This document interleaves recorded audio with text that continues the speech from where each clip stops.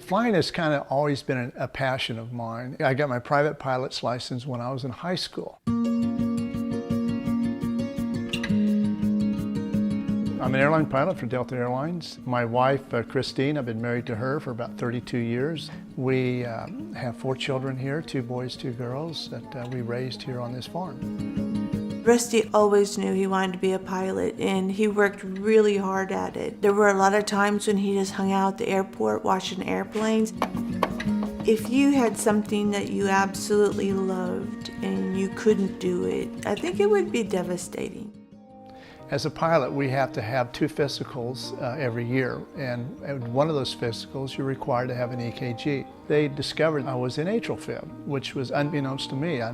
I had run that day and had no symptoms whatsoever. I was not able to maintain a first-class physical, which kept me out of the flight deck, and basically I was grounded.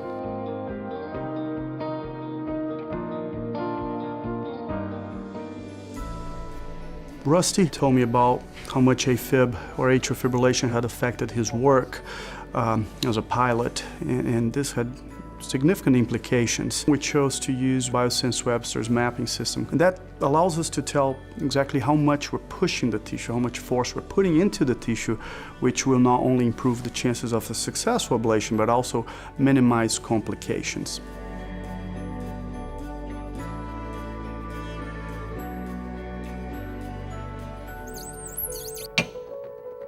When I first got back to work, I remember looking out and saying, I'm back.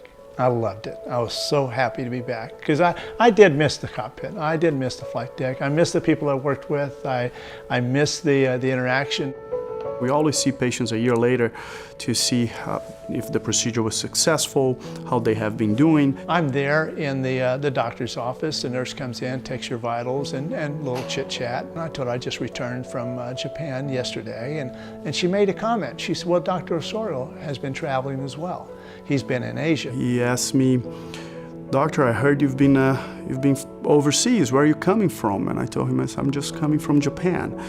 And he had a look on his face, and he asked me, really, where did you fly from? And I said, from Tokyo. And he said, I was your pilot. It was amazing to see the true impact that my procedure, that our treatment had on his life. I mean, he was back doing what he likes. He was back flying planes. His life was in my hands, and a year later, my life was in his hands. And I think that's a very neat way to look at it, and very special. Being able to return to flying status, it gave me the opportunity to kind of reflect a little bit. I started in 1978 as a co-pilot on the Convair 580. And here I am in my 40th year later, flying the Airbus A350. I look back and I think about my career, where it has been, where it has gone, and where it has taken me. I'm blessed to be able to do a job that I love so much. We've got a strong family, we've got a strong faith, and I just can't thank my lucky stars enough.